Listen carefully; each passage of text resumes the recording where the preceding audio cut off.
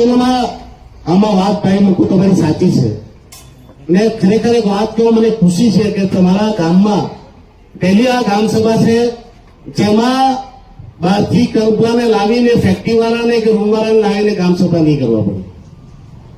પહેલી ગામ સભા છે જેમાં લોકલ લોકો બેસેલા છે. બાકી મેં તો ઘણી બધી ગામ સભા જોઈ એમાં બધા બહારથી લાવીને બેસાડવા પડે. એનું કારણ બી છે કે તમે જે અમને કહેતા છે કે ભાઈ લોકો આવે બોલે ને કઈ થાય નહીં. વાત બી સાચી છે. તમને કહો કે આપણે હમણાં ભરતને દોષ આપીએ કે આપણે બેન જાગૃતિબેનને દોષ આપીએ પણ દોષ આપવા જેવું છે નહીં. કેમ કે એમની પાસે કોઈ પાવર છે નહીં. આપણા જે પાવર્સ છે જિલ્લા પંચાયતના, નગરપાલિકાના કે ગ્રામ પંચાયતના એ બધા પાવર્સ છીનવાઈ ગયેલા છે. આજે જે ઘર મકાન દુકાન તૂટે ને એનું બી કારણ એ જ છે કે આપણા પંચાયત, જિલ્લા પંચાયત અને નગરપાલિકાઓના પાવર છીનવાઈ ગયેલા છે. તો આ બધી સમસ્યા છે પણ તમને હું વિશ્વાસ અપાવું કે આવતા વર્ષમાં આ બધી સમસ્યા નહીં થાય. કેમ કે કાલે જ મારો એ 377માં ક્વેશ્ચન લાગેલો હતો પાર્લામેન્ટમાં. મારે પાર્લામેન્ટમાં બોલવાનું હતું પણ પાર્લામેન્ટ એક્ઝામ થઈ એટલે ત્યાં પાર્લામેન્ટમાં એવું હોય કે જે ક્વેશ્ચન તમે બોલી નહીં શકતા હોય તે સમયે તમારે લેખિતમાં પાર્લામેન્ટના સદનમાં મૂકવાનું હોય જેથી તે પાર્લામેન્ટના ક્વેશ્ચનમાં ગણાય. તો કાલે મેં આ જ ક્વેશ્ચન કાલે મૂકેલો હતો તો દુર્ભાગ્યપણે કાલે પાર્લામેન્ટનું સદન એક્ઝામ થયું અને તે ક્વેશ્ચનને મારે લેખિતમાં રજૂઆત કરવી પડી.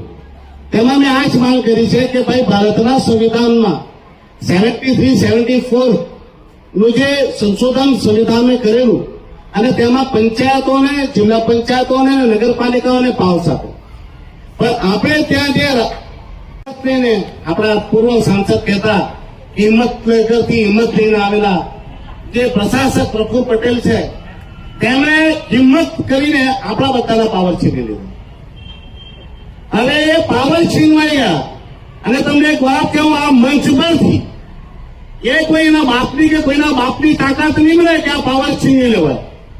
ભારતનું સંવિધાનના સંશોધન કરવા માટે પહેલા પાર્લામેન્ટના પહેલા આપણે ત્યાં જે સ્વરાજ્ય સંસ્થાઓ છે એમના પાસે સજેશન ઓબ્જેક્શન લેવાના હોય, આપણા નાગરિકો પાસે સજેશન ઓબ્જેક્શન લેવાના હોય. પણ આ કોઈ પ્રક્રિયા કરી નહીં. દમણ દીવના દાદરાનગર હવેલીનું મર્જર બતાવી ને એમણે નવા જ એમેન્ડમેન્ટ બનાવી દીધા અને એ એમેન્ડમેન્ટમાં કોઈની સલાહ, કોઈની સૂચન લેવામાં નહીં આવ્યું અને તે જ એમેન્ડમેન્ટ આ મોકલી ને એને એ રીતે પાસ કરાવી ને આપણા ઉપર થોપી. એકચ્યુઅલમાં કોઈ પણ ભારતનું સંવિધાનમાં જ્યારે એમેન્ડમેન્ટ કરવાનું હોય તેની પ્રક્રિયા હોય કે પહેલા સ્વરાજ્ય સંસ્થાની સલાહ સૂચન લેવાનું, તેમના ઠરાવો પાસ કરવાના અને તે ડ્રાફ્ટ બનાવીને ડ્રાફ્ટ ઉપર લોકોની રાય લેવાની કે સજેશન ઓબ્જેક્શન લેવાના અને જેમાં ઓબ્જેક્શન આવે તો તે ઉપર હેરિંગ કરવાની. હેરિંગ કર્યા બાદ ડ્રાફ્ટને ફાઇનલાઇઝ કરીને પછી અપ્રુવ માટે મોકલવાનું અને તેમાં એમેન્ડમેન્ટ જયારે કરવાનું હોય ત્યારે લોકસભામાં તે મૂકવું પડે અને રાજ્યસભામાં બી પાસ કરવું પડે અને બંને પાસ થયા બાદ તેના પછી રાષ્ટ્રપતિજીની મંજૂરી આવે અને હમણાં પણ કમસે કમ 15 કે 17 જેટલા એમેન્ડમેન્ટ આવવાના. તો જયારે પાર્લામેન્ટ ચાલુ થવાની હોય એના 15 થી 27 દિવસ પહેલા એ એમેન્ડમેન્ટ બિલો પાર્લામેન્ટમાં મુકાય અને એમાં રીતસરની ચર્ચા અને વિચારણા માટે પાર્લામેન્ટમાં સમય આપવામાં આવે. પોતે જ સંત્રી મંત્રી બધો એને એમેન્ડમેન્ટ કરવા વગર આપણા પર 8 વર્ષથી છેલ્લા 22-23માં આ બધું જે થયું એમાં 5-7 વર્ષમાં એને એમેન્ડમેન્ટ કરીને સર્વનાશ કરી રહી. અહીંયા પંચાયતના સરપંચ બી છે, જિલ્લા પંચાયતના બી છે. 5-7 વર્ષથી તો એ લોકોને ફંડ બી નહીં આપે. હમણાં જે જીપીડીપી ની વાત કર્યા કરે આ બીજા રોડોની એ લોકોએ આમાં માંગ કરી પણ હવે આ લોકોને કેટલું ફંડ આપેલું તે લોકો જ જાણતા છે. અમારું લગભગ 2.5 કરોડ રૂપિયાના ફંડ છે પણ આ તમને એમ લાગે કે આ બધા ફંડ આપી દીધું. ફંડ નહીં આપ્યું. આ લોકો માંગ કરતા છે. લાસ્ટ 6-7 વર્ષથી કોઈ ફંડ આપતા નહીં મળે અને ઘણી વખત તો એવું થયું કે તમને જાણવાની જરૂર છે. ઘણી વખત તો એવું થયું પંચાયતમાં ફંડ આવ્યું અને સરપંચો પર લખાઈ લીધું કે આ ફંડની અમને જરૂર નિમલે ને એ લોકો પાછું લઈ લીધું. ઘણા સરપંચે સાઇન નહીં કરી તો સેક્રેટરી પાસે લખાઈ લીધું. આપણા પૈસા, આપણા વિકાસના પૈસા પ્રશાસકજીની તિજોરીમાં પોતાના ફાયદા માટે વપરાય. કદાચ હું ખોટો હોય તો ભરત બતાવશે. તો આ જે બધી ઘટનાઓ ઘટાઈ રહી છે એનું કારણ, મુખ્ય કારણ એ છે કે આપણા પંચાયતી સંશોધનમાં તે ભૂલ કરાવ્યું. તો આજે હું ઘણા બધા સંશોધનો કરાવવાનો જ છું.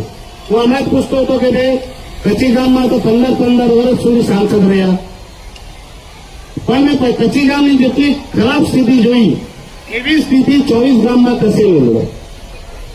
એટલા ખરાબ રોડ કે આ કનોજની જર્ની આ બાજુમાં તો એવા રોડ થઈ ગયેલા કે એ રોડ પર તો મને લાગે કદાચ હું નાનો હતો ત્યાં સમયે રોડ બનેલા હશે. આજે પાણીની બી એટલી બધી સમસ્યા આપણે પાર્લામેન્ટમાં બોલીએ કે ભાઈ પાણી તો કોઈ પ્રોબ્લેમ નહીં. જોકે ભરતે મને કીધેલું કે ઉમેશભાઈ અમે તો લખીને નહીં આપે, પણ હવે આપણા જ માણસો લખીને આપે તો આપણે પાર્લામેન્ટમાં શું બોલીએ? હમણાં ઘણી બધી વાતો કરી. કલ્પેશભાઈ, મેં પહેલો જ મુદ્દો આ સ્મશાન ભૂમિનો લખેલો આ તારા બોલવા પહેલા જ. કેમ કે મને દુઃખ થાય કે આજે 15 વર્ષ થઈ ગયા સાંસદજી રહ્યા ને એક સ્મશાન ભૂમિ નહીં બને. મેં માનું કે ભાઈ એમ કે બધા એમ કે પ્રશાસકજી ક્યાં કરે કે સ્મશાન ભૂમિ બનાવે. ભાઈ સ્મશાન ભૂમિની તો બધાની અલગ અલગ માન્યતા છે. આપણા વાળાથી પાછળ ત્યાં માયાસી ફરિયાઓ બનાવેલું તે લોકોનો અલગ હશે. એ લોકો પાછળ અહીં નહીં આવે, પેલા લોકો ત્યાં નહીં જાય. કદાચ આપણા આદિવાસીનું પાછું અલગ હશે. અરે અહીંયા તો વિહામોની બદલે આપણા વાળાની માન્યતા તો એટલી ખતરનાક કે વિહામો આપણા વાળા જલ્દી જલ્દી બદલે. તો આ કઈક આપણે આ સ્મશાન ભૂમિ બદલવાની છે. એટલે સ્મશાન ભૂમિ તો બનાવવાની. જો ગામમાં કોઈ ડિસ્પ્યુટ હોય તો તે લોકોને બી સમજાવવાનું કે આનાથી મોટું ધર્મનું કામ કોઈ નહીં મળે. સ્મશાન ભૂમિથી મોટું પવિત્ર વસ્તુ કયું છે? અને આટલા વર્ષથી ત્યાં આપણે સ્મશાનમાં લોકોનો અંતિમ ત્યાં જ આપતા છે, અંતિમ ક્રિયા ત્યાં જ થતી છે. તો આ પવિત્ર કામમાં જે બી જમીની જમીન હોય તેને સમજાવવાનું કે ભાઈ જમીનમાં આખી નહીં કરો. આખી જમીન તો એ જોઈ જતી છે. લોકો જમીન કરતા આવતા બધી જમીન એ જ લઈ ગઈ. સમજી ગયા? એટલે બધાને એ જ કહેવાનું કે ભાઈ સ્મશાન ભૂમિનું પ્રથમ કામ છે એને કરવાનું. બીજું ભાઈ પેલો કોઈ કહેતો હતો કે ગાર્ડન ભરતભાઈથી કહેતો હતો કે આપણે માંગ કરેલી, તો આ ગાર્ડનને પ્રાઇવેટ બનાવવાની માંગ તો આપણે નહીં કરેલી હોય. ગાર્ડન બની જાય ને પછી પ્રાઇવેટ વાળા આવી જાય ત્યારે શું કરવું? હમણાં મને જે દેખાયા કરતું છે તે પ્રાઇવેટ વાળું દેખાયા કરતું છે. ને આજે દમણ દીવમાં પ્રાઇવેટથી ચલણ ચાલુ થઈ ગઈ છે. વાપરવાના ને પછી પ્રાઇવેટ વાળા આવીને અહીંયા ધંધો કરવાનો. દમણ દીવની જે અલગ છે તે તમે એક બે વાત કહી જાઓ. એટલે આ ગાર્ડનના તમે વાત કરીએ એટલે કે ખરેખર ધ્યાન રાખજો. આપણા સર્કિટ હાઉસ દમણમાં એક બનાવેલું બહુ મોટું સર્કિટ હાઉસ, દીવમાં બી બહુ સરસ સર્કિટ હાઉસ બનાવ્યું.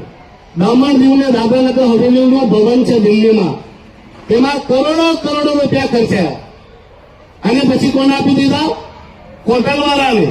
હમણાં દિલ્હીમાં જે ભવન છે ને દિનેશભાઈ, એ ભવનમાં એક રૂમ 16,000 રૂપિયાની છે. આના દિવસમાં 9,000 રૂપિયા. હવે દમણ દીવ વાળા દિલ્હી જવાનું હોય તો 9,000 રૂપિયા ભરવાના. કોનું ભવન? આપણું. કરોડો રૂપિયા ખર્ચાયા આપણા. ને હવે આપણે શું કરવાનું? ત્યાં જઈને ભાડા ભરવાનું. દીવમાં બી જાય તો સાંસદને રૂમ નહીં આપે. બોલો, પછી નવલામણાને કઈ આપવાનું?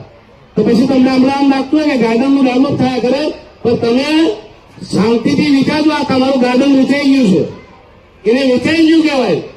એ તમને એક લારી લગાવવાની લે. હમણાં બધા બીચીસ પર ગાર્ડન બનાવ્યા ભાઈના. શું આપણા વાળા લોકોને ત્યાં ગાર્ડનમાં આપણે ધંધો કરવા લેતા છે? એટલે કોઈ બી વસ્તુ કરે તો તેને આંગળી રીતે આમનો કહેવો કે આ વિકાસ કર્યા ગયો. એ વિકાસની પરિભાષામાં વિનાશ બી બની શકે. વિકાસની પરિભાષા એ છે કે સ્થાનિય લોકોને જે તે વસ્તુ બને તેનો બેનિફિટ મળે, અને તે બેનિફિટ નહીં મળે તો તેને વિકાસ નહીં ગણાય. આ ગાર્ડન બનવું જોઈએ, સરસ બનવું જોઈએ, પણ અહીંયા જે કામ ધંધો થાય એનો ફાયદો આપણા લોકોને મળવો જોઈએ. અહીંયા જે રૂમો છે તેમાં ઓછામાં ઓછી જો પ્રાઇવેટ આપે તો 50% તમારી પંચાયતની અંદર રાખો, તો તેનો વિકાસનો ફાયદો થયો. અંદર દુકાનો લાગે, લારી લાગે, ગલ્લા લાગે, એ 100% આપણા સ્થાનિય લોકો તમારા કચ્છી કમાવાનો પહેલો મોકો મળવો જોઈએ. નહીં લાગે તો પછી આપણે બધા હીકો હવે આપણા ઘર બનાવવાનું ને આપણા ઘરમાં બહારથી આવી ને મારા રહી જઈને આપણે બહાર તાલીમ આવતા હોય તો આપણે સારું લાગે. એટલે આ વસ્તુ બધા પણ હું એ કમિટીનો સદસ્ય છે. હમણાં 5 થી 7 કમિટીમાં, મંત્રાલયની કમિટીમાં આ ફિશિંગ કમિટી છે, એગ્રીકલ્ચર છે, ફૂડ એન્ડ પ્રોસેસિંગ છે, કોર્પોરેશન છે, એનિમલ એન્ડ હસબેન્ડરી છે. તો આ બધી સ્કીમનો તમને ફાયદો ઉચકો. પણ અહીંયા દુર્ભાગ્ય છે કે અહીંયા જેટલા લોકો આવે ને એ લોકોને સ્કીમની મતલબ નહીં ખબર. ફિશિંગની ને એની એટલી બધી સ્કીમો છે, એટલી બધી યોજનાઓ છે. આ માર્કેટ બનાવવા માટેના બી ત્યાં કેન્દ્રમાં પૈસા છે. પણ અહીંયા તો આપણા જ અધિકારીઓને ગણો, આપણા લોકોને જ નહીં ખબર કે કઈ કઈ મંત્રાલયની કેટલી સ્કીમ છે. આપણા દમણ દીવમાં એટલી બધી સ્કીમો છે કે આપણે નોકરી કરવાની જરૂર નહીં પડે કે સ્કીમ ખાલી બધાને ફાયદો અપાયો હતો. પણ અહીંયા જે મિટિંગ થયા કરે, આજે બધી ગ્રામ સભા થયા કરે, એ તો ખાલી ને ખાલી ખાના પૂર્તિ માટે થયા કરે. આ ફોટા પાડવાનો ને ત્યાં મંત્રાલયમાં મોકલી આપવાનું કે અમે ગ્રામ સભા કરી નાખી. બાકી અહીંયા કલેક્ટરથી લઈને સીઓ થી લઈને દરેક ડિપાર્ટમેન્ટના અધિકારી બેસવાયું. તો બિચારાને તાપ લાગે. આગળ અહીં લીધો મામલેદાર, સોરી લીધો તો બેનો છે. આ મામલેદાર જો અહીં આવી લાગે, હવે મામલેદાર નામે નહીં આવે. પણ મામલેદાર તો વૈજ્ઞાનિકો બિચારા તો કેમ કે આ લોકોના ઘર, મકાન, દુકાન કેમ તોડાવવાનું એ બધા કાયદા તે બનાવે ને. આ કચરાનો ઉચકવાનો, બધી એજન્સીઓ રોકવાનો એ કામ બધું મામલતદારનું. પંચાયતને મજબૂતી થવા દેવાની, જિલ્લા પંચાયતને મજબૂતી થવા દેવાની, નગરપાલિકાના પાવર છીનવી લેવાના, એ બિચારા મામલતદારના પર છે. એને હવારથી હાલ ઓફિસમાં રહીને જ કામ કર્યું. બીજું કલેક્ટર સાહેબને એને બિચારા એને આ સીલિંગ એક્ટ, આ એક્ટ, પેલી જમીન એના ઉપર કેમ કરીને આપણે એને કેટલા પૈસાનો ભાવ રાખવાનો, સેલ્ફ એજ્યુકેશનનો કેટલો ભાવ રાખવાનો, આ બધો ભાવ રાખવા પડે ને. હાલા તો નહીં, આપણે કમાવા વગર તો જવાનું નહીં મળે. એને કલેક્ટરથી નહીં નીકળાય. એ સીઓ પાછો આ પ્રશાસકજીના એડવાઇઝર, એટલે એના પાસે પાછો કાંઈ નહીં મળે.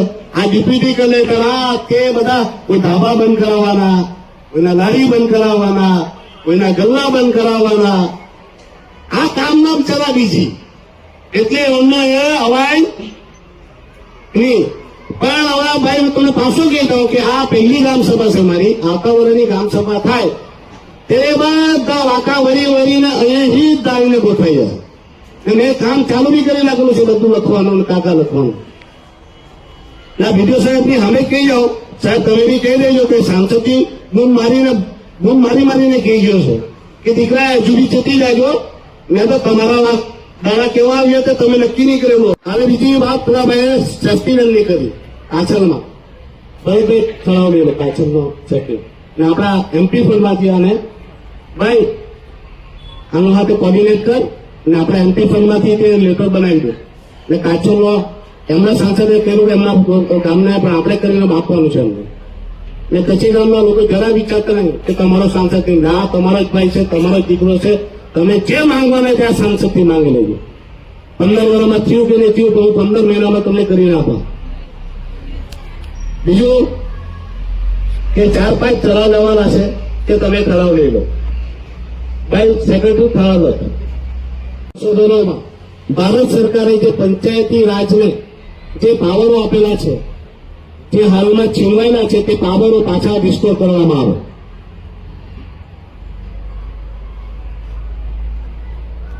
બીજું ટોરેન્ટ પાવરનો કોન્ટ્રાક્ટ તાત્કાલિકપણે રદ કરવામાં આવે. જ્યારથી ટોરેન્ટ પાવર આવ્યો ત્યારથી લાઇટના બિલ ખૂબ જ વધી ગયા.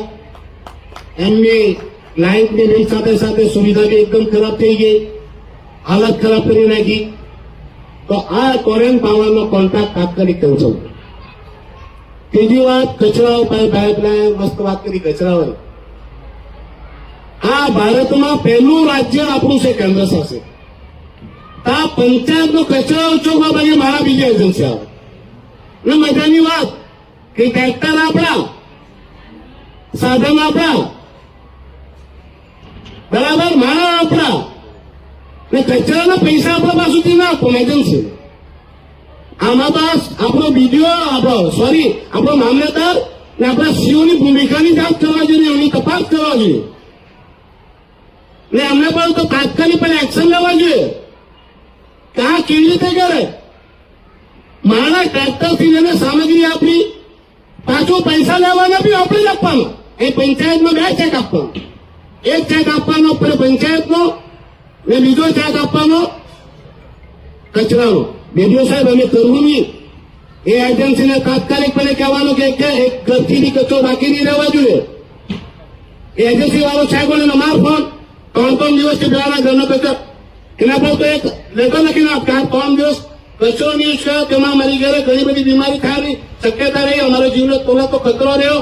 25,000 રૂપિયાનું 1 લાખ રૂપિયાનું લખ વળતર આપી ઘરે કચરો પડે, એક ખાલી વેપાર પડે તો આપણા પર 10,000 આવીને પાણી નીકળે તો 10,000 જવાબદારી કોની? એજન્સીની નહીં લે. અગર 3 દિવસથી નહીં આવ્યો લોકો સેક્રેટરી સાહેબ નોટિસ મોકલતી ને તેના પણ પૈસાનો વસૂલવાનો ને પૈસા લેવાનો ને સફાઈ આપણે કરાવવાની. હવે એની ઘરની આજુબાજુમાં ગંધ હોય, ઘરમાંથી તો ખોડો કચરો સાથે અમે તો મચ્છી મટન બધું ખાય, તેનો વેસ્ટ પડેલો હોય, એમાં ભયંકર બીમારી ફાટી નીકળે તો તેમને બી લેબલ આપો. અને સાથે સાથે ઠરાવ કરો કે કચરાની એજન્સીનો જે બી કોન્ટ્રાક્ટ છે એ તાત્કાલિક ધોરણે રદ કરો. એ તો પંચાયત કરી શકે.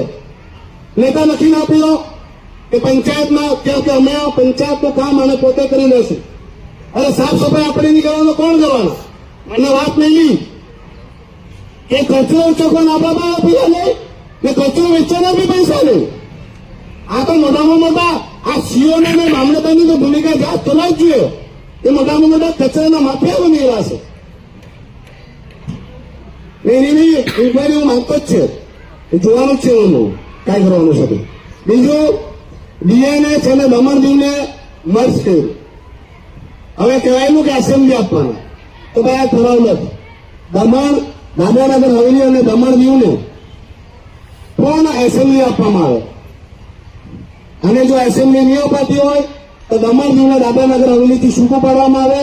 એટલે પહેલા જે યુટીના અલગ સ્ટેટસ હતા તે મેન્ટેન કરવામાં આવે. 19મી ડિસેમ્બર જે આપણો મુક્તિ દિવસ છે એની ઉજવણીની રજા, જાહેર રજા હતી. તે રજા 19મી ડિસેમ્બરની મુક્તિ દિવસની રજા આપવામાં આવે. અને મુક્તિ દિવસ જેમ પહેલાની જેમ ઉજવાતો હતો, જે આપણો સંવિધાનિક અધિકાર છે, તો 19મી ડિસેમ્બરનો મુક્તિ દિવસનો પર્વ ધામધૂમથી સ્વતંત્ર સેનાનીઓના માન સન્માનથી, શહીદોના માન સન્માનથી અને પ્રજાતંત્રના વિશ્વાસ માટે 19મી ડિસેમ્બરની ઉજવણી ફરી ચાલુ કરો. બાકી આ નહેરનું પાણીની વાત તો એ કરી. નહેરનું પાણી આપણા ખેડૂતોને મળવા જોઈએ. ને આમાં ઠરાવમાં લખો કે જે ખેમાણી પાણી લ્યા કરતો છે ને નહેરનું, એ તાત્કાલિક બંધ કરો. એ ખેમાણીની ફેક્ટરી ચલાવવા માટે નહેરનું પાણી નહીં ચાલુ કરેલું. એક ખેડૂતો અહીંયા ફરિયાદ કર્યા કરે કે અમને પાણી નહીં મળે, અહીં લોકોને પીવાનું પાણી નહીં મળે. એ ખેમાણીના દારૂ બનાવવા માટે ફેક્ટરી ચલાવવા માટે પાણી નહીં આપણું નહેરનું. તે બી ઠરાવ લાવો કે ત્યાંથી નહેરનું પાણી જે ખેમાણીને ડિસ્ટ્રીમાં જતું છે તે બંધ કરીને ફાર્મરોને આપવામાં આવે. બીજું જાતા આટલું કહી જાઓ કે જે બી અધિકારી છે, જે બી યોજનાઓ તમારા પાસે છે, એ બધી યોજનાઓની જાણકારી આ ગ્રામજનોને મળે એવું કરજો. અને જાણકારી આપ્યા બાદ એ લોકોને સમજાવજો કે કેવી રીતે આ યોજનાઓનો લાભ લેવાનો. અર્જુનભાઈ અમે તો કહી ગયા કે આ છે તે છે, પછી તારા એમ કે 4 વર્ષથી એગ્રીકલ્ચરમાં ટ્રેક્ટર ને આ ને પેલી ફાઇલ ફર્યા કરતી છે, ને ફાઇલ ફરતા પાછી કાંઈ થતી છે, ખોવાઈ જતી છે. હવે તો કોઈ દીકરા ફાઇલ ખોઈ નાખી ને જેને ફાઇલ ખોઈ નાખી તો બીજું કાંઈ કરા નહીં, આંગળા બધા આમ તેમ કરી નાખો. એટલે હવે બધી યોજનાઓ તમે હરકી રીતે સમજાવો, ઇમ્પ્લિમેન્ટેશન થાય તે જોજો. બીજો સાહેબને ખાસ કહેવાનું કે તમે આ ફોટોગ્રાફીનું કામ નહીં કરતા, તે બી કામ કરો, ઓથેન્ટિક કરો અને લોકોને જે એનો હક છે અને અધિકાર છે તે મુજબની સુવિધા અપાવો. બસ એ જ કહેવાનું. સાથે સાથે લાસ્ટમાં તમને કહી જાઉં, આ કચરાવાળું જે છે તેને તો તાત્કાલિક પણ એક્શન લેજો અને જે જે ઘરે બાકી છે તેમનું કામ પૂર્ણ કરાવજો. અને હવે કયો કોન્ટ્રાક્ટ પાછો કેવી રીતે રદ કરવાનું તે બી તમે આ લોકોને સમજાવી જાજો.